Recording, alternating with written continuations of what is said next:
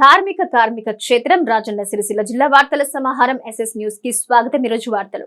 Sircilla urban bank ఎన్నికల నామినేషన్ల పర్వం ముగిసింది. చివరి రోజు వరకు మొత్తం 12 డివిజన్లలో 105 నామినేషన్లు దాఖలయ్యాయి. సిరిసిల్ల సహకార అర్బన్ బ్యాంక్ ఎన్నికల కోసం నామినేషన్ల పర్వం సోమవారం ప్రారంభమై నేటితో ముగుస్తాయి. మొత్తం 12 నియోజకవర్గాల కోసం 105 నామినేషన్లు దాఖలయ్యాయి. నామినేషన్లకు చివరి రోజు కావడంతో పెద్ద ఎత్తున అభ్యర్థులు తరలి రావడంతో బ్యాంకు ఆవరణం కిక్కిరిసిపోయింది. పోలీసు గట్టి బందోబస్తు ఏర్పాటు చేసి నామినేషన్ వేసేందుకు ఒక్కొక్కరిగా లోనికి అనుమతించారు. ప్రధాన పార్టీలైన కాంగ్రెస్, బీఆర్ఎస్, బీజేపీ పార్టీల నేతలు భారీగా తరలివచ్చి మరి అభ్యర్థులకు మద్దతుగా నామినేషన్లలో పాల్గొన్నారు. పార్టీల వారిగా ప్యానెల్ ఏర్పాటుకు రంగం సిద్ధం చేస్తున్నారు. ఈసారి ఎన్నికల కాంగ్రెస్ పార్టీ ప్రతిష్టాత్మకంగా తీసుకున్న ఇప్పటికే వ్యూహాత్మకంగా అభ్యర్థుల ఎంపికపై కసరత్తు చేశారు. అదే ధరలో భారత రాష్ట్ర సమితి ఈసారి కూడా అర్బన్ బ్యాంక్ పై జెండా ఎగరేసేందుకు ప్రణాళికలు సిద్ధం చేస్తోంది. అయితే ఎన్నికల్లో బీజేపీ పార్టీ అంతగా ఆసక్తి కాచలేకపోయింది. వారికి 12 డివిజన్లో సరైన అభ్యర్థులు దొరక్కపోవడంతో ఉన్న వారిలోనే ఒక ఎంపిక చేసేందుకు సిద్ధమవుతున్నారు. రేపు స్క్రూటినీ, ఎల్లుండి ఉపసంహరణలుంటాయని ఎన్నికల అధికారి టి రామకృష్ణ తెలిపారు.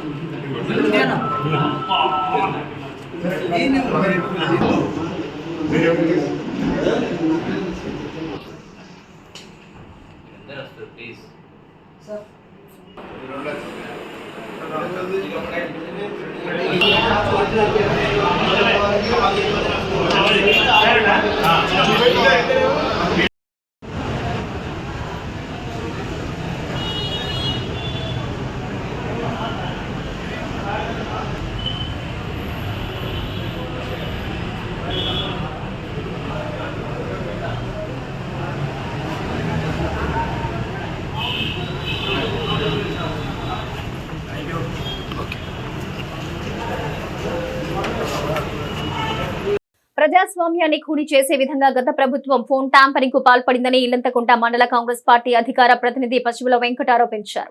ఈ రోజు ఇల్లంతకుంటలో ఏర్పాటు చేసిన మీడియా సమావేశంలో పశువుల వెంకటి మాట్లాడుతూ అడ్డదారులు తొక్కి అధికారంలోకి రావాలనుకున్న కేసీఆర్ ను ప్రజలు తరిమి కొట్టారని, అయినా ఇంకా తప్పుడు మాటలతో ప్రజల్ని మోసం చేసే ప్రయత్నం చేస్తున్నారని అన్నారు.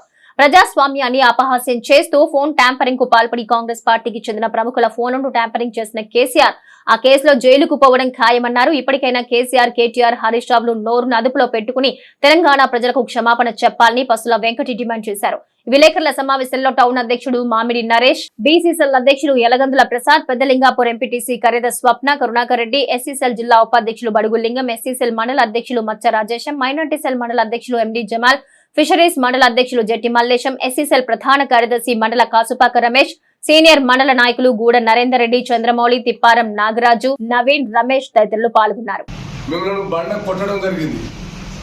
ఈ భారతదేశం అంటేనే ప్రజాస్వామ్య దేశం, స్వేచ్ఛాభావం కలిగిన దేశం. కానీ నువ్వు దాన్ని కూని చేసినావు.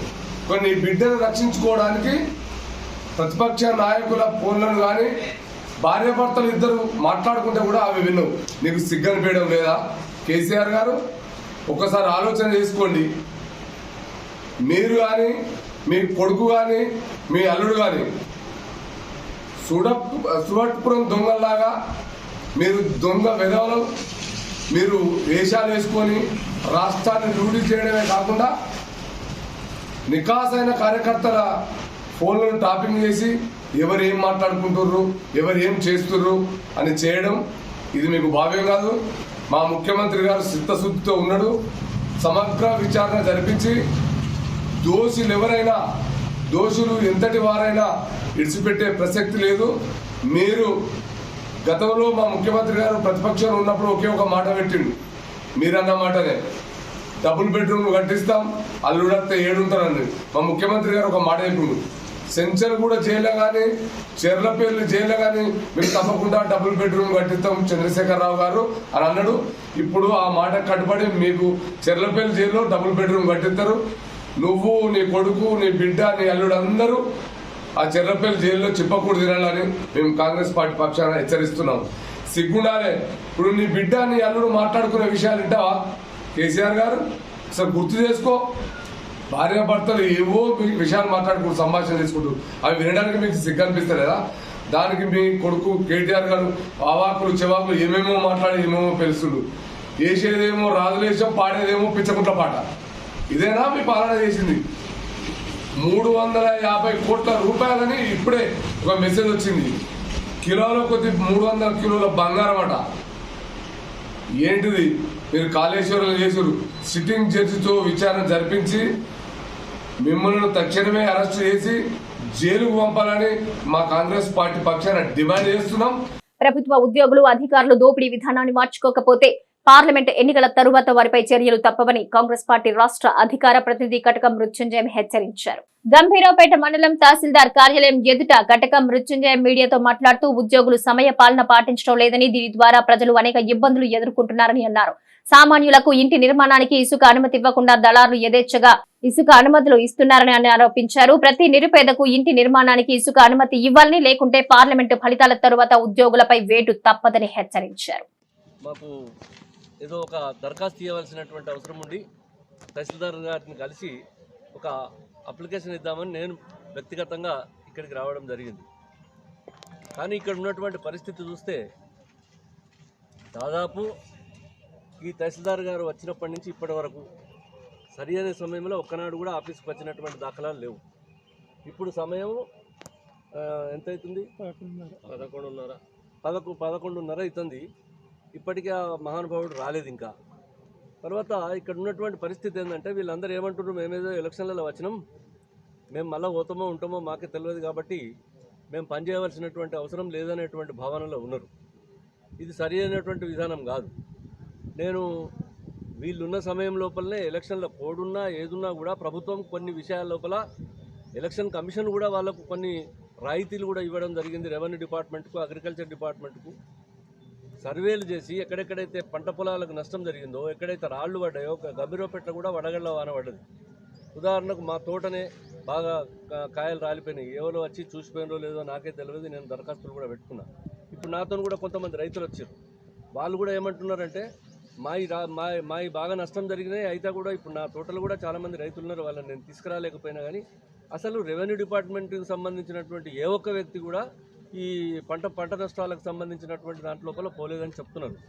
నేను జిల్లా కలెక్టర్ గారికి కూడా ఇదివరకు విజ్ఞప్తి చేసిన, నేను మొత్తం మండలాలలో కానీ ఇక్కడ కానీ కొత్తగా ప్రభుత్వం వచ్చిన తర్వాత ఈ ప్రభుత్వాన్ని బదనాం చేయాలనేటువంటి కార్యక్రమంతో కొంతమంది ఉద్యోగులు పనిచేస్తున్నట్టు కనపడతా ఉంది.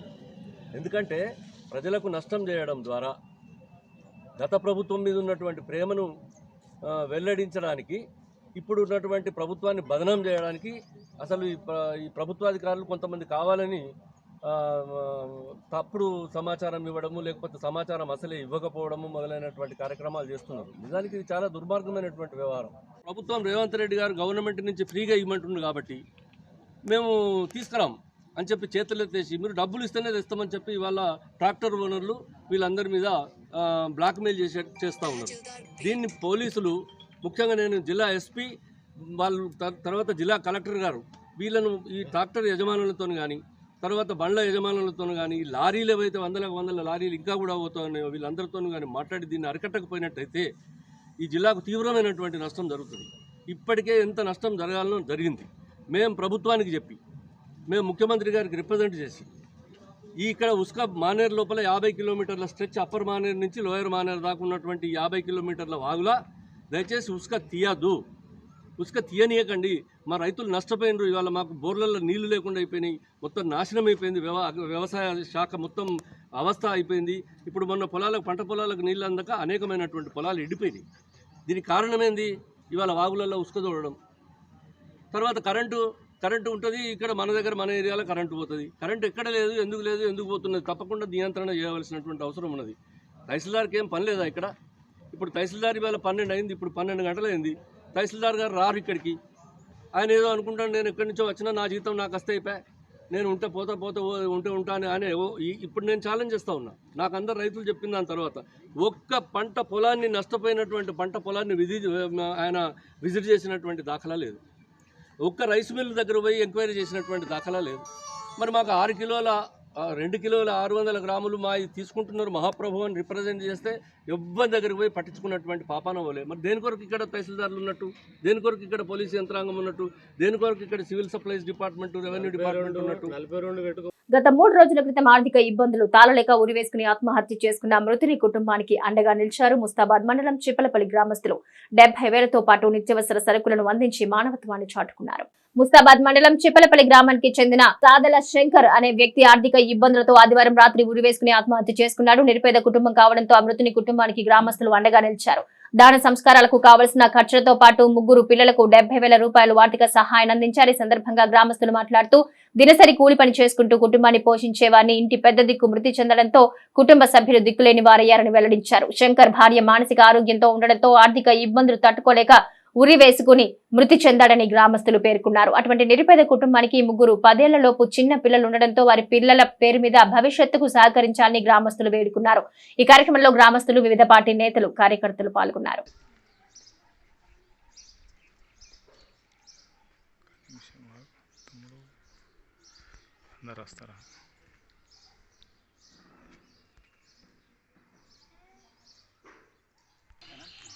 అమౌంట్ ఎంత ఉందో 10,000 దగ్గర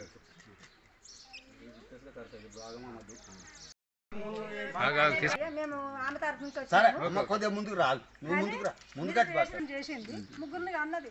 మనం ఇప్పుడు ఎన్నన్నా మనకి ఎదురు జవాబు ఇచ్చే మనిషి అయితే కాదు.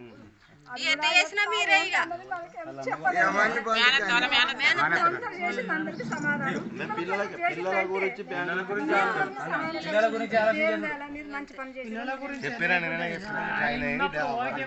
ఇంకా కూడా రేపే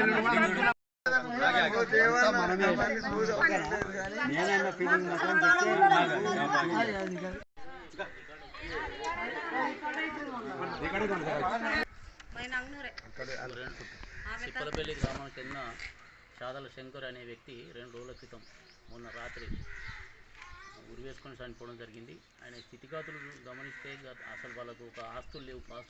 వాస్తవంగా గత ప్రభుత్వం డబుల్ బెడ్రూమ్ ఇవ్వడం వల్ల ఒక నివాసం అనేది ఏర్పాటు చేస్తున్నారు తప్ప అంతకు తప్పితే ఇల్లు లేదు, అసలు నివాస పరిస్థితులు లేవు. ఆయనకు 3 పిల్లలు, రోజు పిల్లలు పెరిగి పెద్దగా అవుతారు. అసలు ఎటువంటి ఆర్థిక వనరులు లేవు. వాళ్ళు పెరుగుతున్న కొద్దీ మరి పరిస్థితులు ఎట్లా ఉన్నాయంటే చాలా దుర్భర పరిస్థితి, రెక్కాడితే కానీ డొక్కాడని పరిస్థితి. వాళ్ళ భార్య కూడా మానసికంగా కొంచెం వికలాంగురాలే. మరి వాళ్ళు పెరుగుతున్నప్పుడు ఖర్చులు పెరుగుతున్నాయి ఎట్లా అని చెప్పి ఒక కలత చెంది మానవవేదనకు గురై ఉరేసుకొని చనిపోవడం జరిగింది. మరి అందుకు మా గ్రామంలో అందరు ఒక గొప్ప విషయం ఏంటంటే మా గ్రామంలో యువకులంతా ఇలా బాపిరెడ్డి కానీ, కిషన్ కానీ, భారత్, ఎల్లం ఇలాంటి వాళ్ళు యువకులు ఎవరైతే ఉన్నారో చాలా యాక్టివ్గా ఇటువంటి సందర్భంలో ముందుండి చందాలు వసూలు చేస్తే కానీ దాన సంస్కారాలు చేసే పరిస్థితి లేకుండే. మరి దీనికి తోడు గూడెం వాస్తవ్యులు చిట్నేని మాధవ వెంకటేశ్వరరావు గారు కూడా చాలా కార్యక్రమాలు చేస్తున్నారు. మరి వెంటనే స్పందించి ఇలా మా రాయమల్లు వెంటనే చిప్పలపల్లి గ్రామంలో ఎట్లాంటి విషాదకర సంఘటనలు జరిగినా కూడా వెంటనే మా రాయమల్లు ఆయనకు సమాచారం చేరవేసిన వెంటనే ఆయన స్పందించి ఎన్నో కార్యక్రమాలు ఇతోధికంగా వాళ్ళు చేస్తున్నారు. అదే సందర్భంగా ఈరోజు ఒక 10,000 రూపాయలు వారికి వెంకటేశ్వరరావు గారు పంపించడం జరిగింది. వారికి మా గ్రామం తరఫున స్వయంగా నేను కూడా వారికి ప్రత్యేక ధన్యవాదాలు తెలియజేస్తూ మా గ్రామ యువకులకు కూడా నేను ధన్యవాదాలు తెలియజేస్తున్నా. ఇటువంటి వాళ్ళను ప్రభుత్వాలు ముందే గుర్తించి ఇట్లాంటి విషయం లేదు. వాళ్ళకు గత కొద్ది రోజులు గ్రామంలో లేకపోవడం వల్ల వాళ్ళకి రేషన్ కార్డు లేదు, ఐడి కార్డు లేకపోయినా కూడా మేము గ్రామంలోనే అందరం అసలు డబుల్ బెడ్రూమ్ అనేది తను గుడిసెలో ఉండేవాడు. అట్లాంటి పరిస్థితి నుంచి డబుల్ బెడ్రూమ్ ప్రభుత్వం నుంచి డబుల్ బెడ్రూమ్ కల్పించడం జరిగింది. వాళ్ళ మానసిక పరిస్థితి అట్లా ఉంది కాబట్టి ఇక మీద కూడా మండలంలో కావచ్చు ఇతర నాయకులు ఎవరైనా ఉంటే మా కుటుంబాన్ని ఆదుకోవాలని చెప్పి నేను వేడుకుంటున్నాను.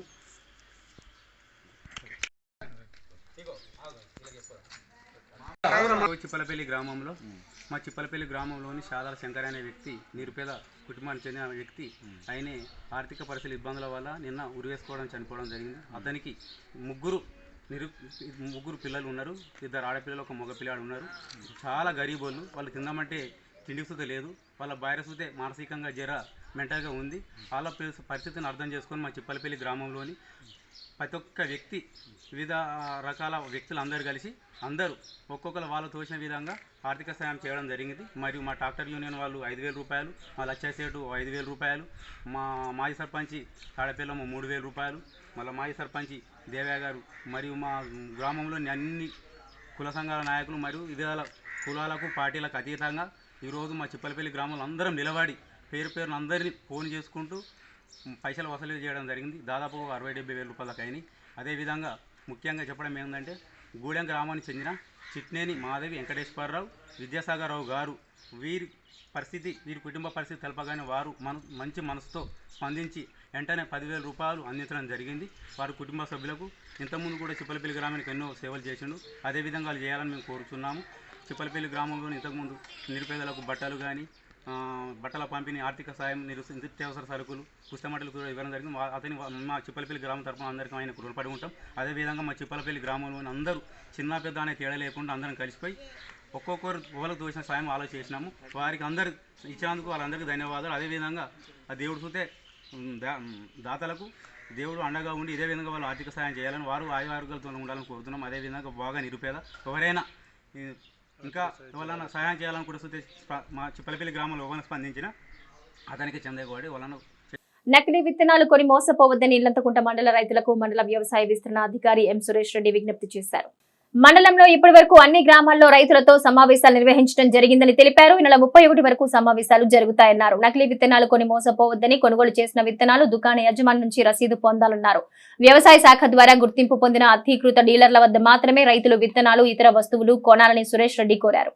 ఈ వానాకాలం సీజన్లో నకిలీ విత్తనాలపై అవగాహన సదస్సులు మనం గత 24వ తేదీ నుండి 31వ తేదీ మే వరకు అన్ని గ్రామాలలో, అన్ని గ్రామ పంచాయతీలలో వ్యవసాయ విస్తరణ అధికారులు సభలు నిర్వహిస్తున్నారు. వీటిలో ముఖ్యంగా రైతులు ఏంటంటే పత్తి విత్తనాలు కొనుగోలు చేసేటప్పుడు తీసుకోవాల్సిన జాగ్రత్తలు, అదేవిధంగా లైసెన్సులు ఉన్న డీలర్ల వద్ద మాత్రమే విత్తనాలు కొనుగోలు చేసి రసీదులు తప్పనిసరిగా తీసుకొని పంటకాలం అయిపోయే వరకు కూడా మనం రసీదులు కానీ అదేవిధంగా ప్యాకెట్లు కానీ ఉంచుకోవాలనే విషయాలపై అవగాహన కలిగిస్తున్నారు. అదేవిధంగా ఎవరైనా లూజు విత్తనాలు కానీ తెల్ల సంచులలో కానీ మీ గ్రామాలలో వచ్చి విక్రయించడానికి ప్రయత్నించినప్పుడు ఆ సమాచారాన్ని వ్యవసాయ శాఖ అధికారులకు కానీ పోలీస్ శాఖ వారికి కానీ తెలియజేస్తే వారిపై తప్పనిసరిగా చర్యలు తీసుకోవడం జరుగుతుంది. అదేవిధంగా మనం పూర్తిగా వర్షం 5 సెంటీమీటర్ల వరకు వచ్చిన తర్వాత మాత్రమే రైతులు పత్తి విత్తనాలను నాటుకోవాల్సిందిగా సూచించడం. ఎందుకంటే అరాకొర వర్షాలకి పత్తి విత్తనాలు నాటినప్పుడు మొలకెత్తి అవి పూర్తిగా ఎండిపోయి మళ్ళీ విత్తనాలు కొనుగోలు చేయవలసి వస్తుంది. ఇది రైతుకు పెట్టుబడి భారం కలిగిస్తుంది. కాబట్టి పూర్తి దుక్కివాన పడిన తర్వాత మాత్రమే విత్తనాలు పెట్టుకోవాల్సిందిగా సూచించడం అయినది. ఇప్పటి వరకు మన మండలంలోని దాదాపు 15 గ్రామ పంచాయతీల వరకు పూర్తిగా అవగాహన సదస్సులు నిర్వహించడం అయినది. 31వ తేదీ వరకు కూడా ప్రతి గ్రామ పంచాయతీని కవర్ చేసే విధంగా ఈ యొక్క మీటింగులు జరుగుతాయి. కాబట్టి రైతులు కూడా తప్పనిసరిగా ఇందులో పాల్గొని వాటి యొక్క వివరాలు తెలుసుకొని విజయవంతం చేయవలసిందిగా కోరుచున్నాము.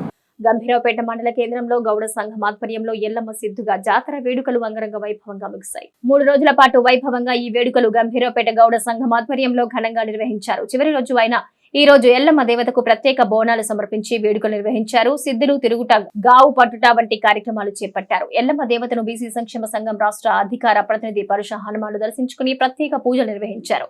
అమ్మవారికి ఒడిబియ్యం సమర్పించారు. కార్యక్రమంలో నాగుల సత్యనారాయణ గౌడ్, కుటుంబ సభ్యులు, గౌడ సంఘం నాయకులు మల్లుగారి నరసగౌడ్, రాజగౌడ్, లక్ష్మీనారాయణ గౌడ్, ఎల్లగౌడ్, సంజీవ్ గౌడ్, సింగారపు బాలగౌడ్, రమేష్ గౌడ్, పాపగారి బాలు, పాపగారి యాదగౌడ్, మహిళలు, భక్తులు అధిక సంఖ్యలో పాల్గొని అమ్మవారిని దర్శించుకున్నారు.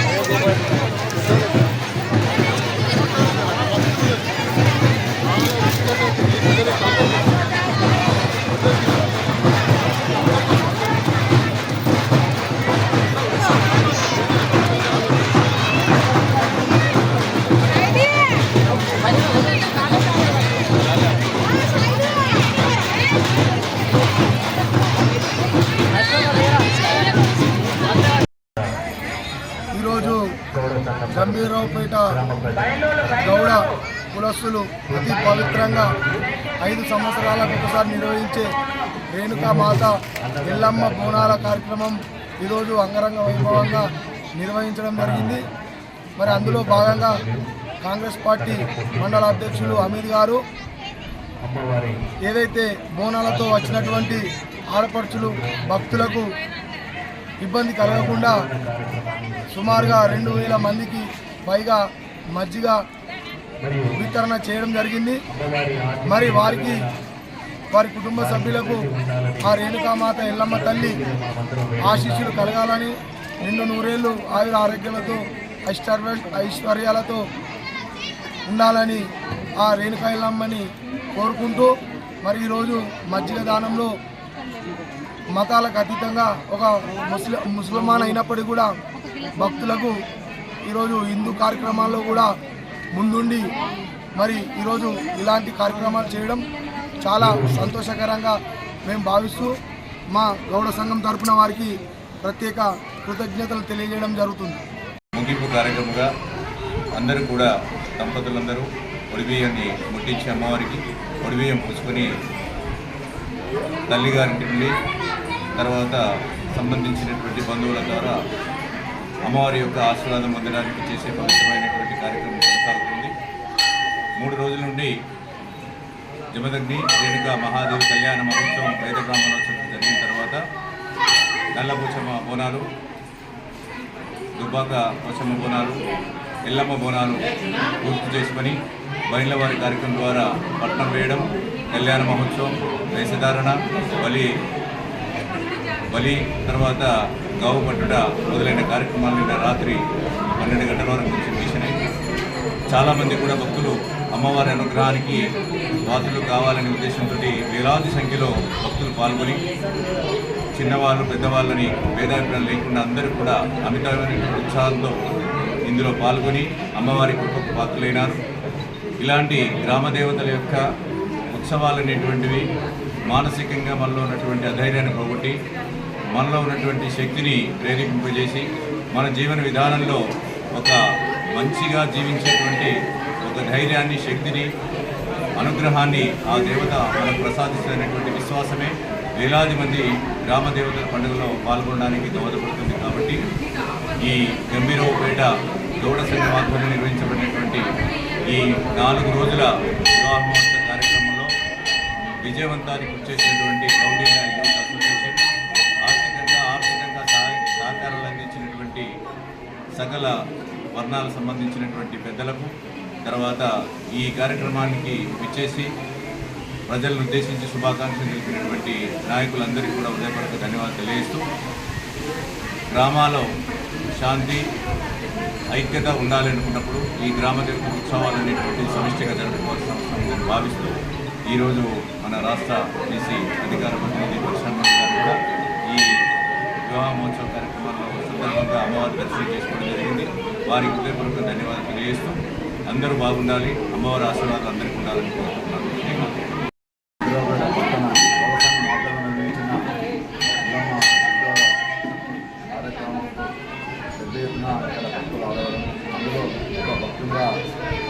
రోజు ఎల్లమ్మ తల్లి దర్శించుకోవడం జరిగింది. ఇక్కడ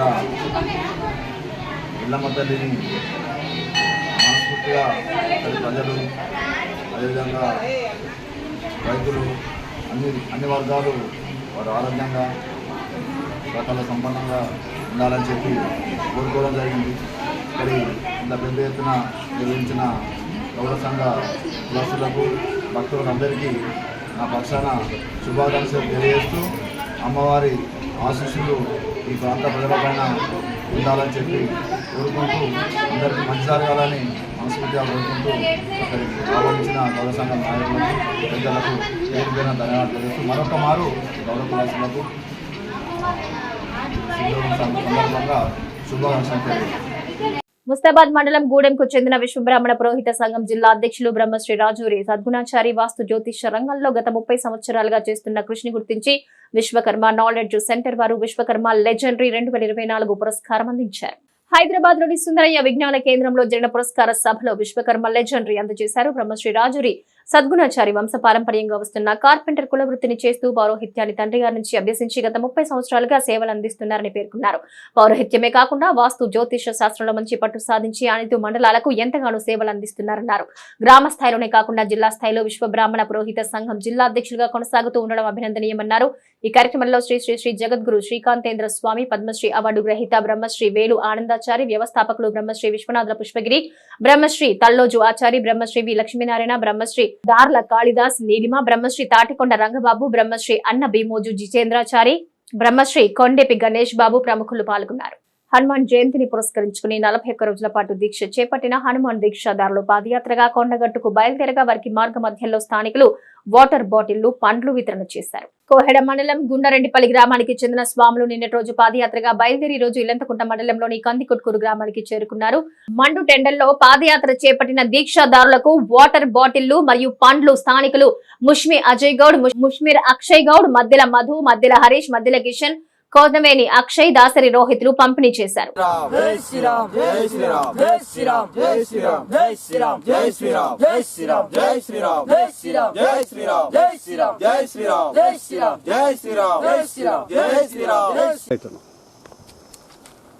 జై శ్రీరామ్, జై హనుమాన్.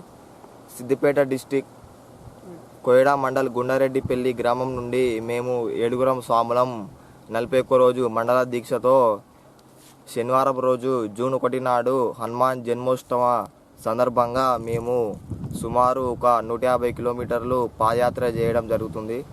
ఇప్పుడు ఇల్లంతకుంట మండలం నుండి కందికట్కూరు గ్రామం నుండి మేము పాదయాత్ర చేస్తున్నామండి. ప్రతి ఒక్కరూ మాకు వాటర్ బాటిల్స్, పండ్లు, ఫలాలు, కారముంజలు, కొందరు డబ్బులు ఎవరు దోచిన విధంగా వారు సాయం చేస్తూ ఉన్నారండి. ప్రతి ఒక్కరికి ఆ శ్రీరాముని కృపా కరుణ కటాక్షములు ఎల్లవేళలా కలగాలని ఆశిస్తున్నాను. జై శ్రీరామ్, జై హనుమాన్. ఈ వార్తలు ఇంతటితో సమాప్తం. తిరిగి ప్రసారమయ్యే SS న్యూస్ లో మళ్ళీ కలుసుకుందాం. అంతవరకు సెలవు, నమస్కారం.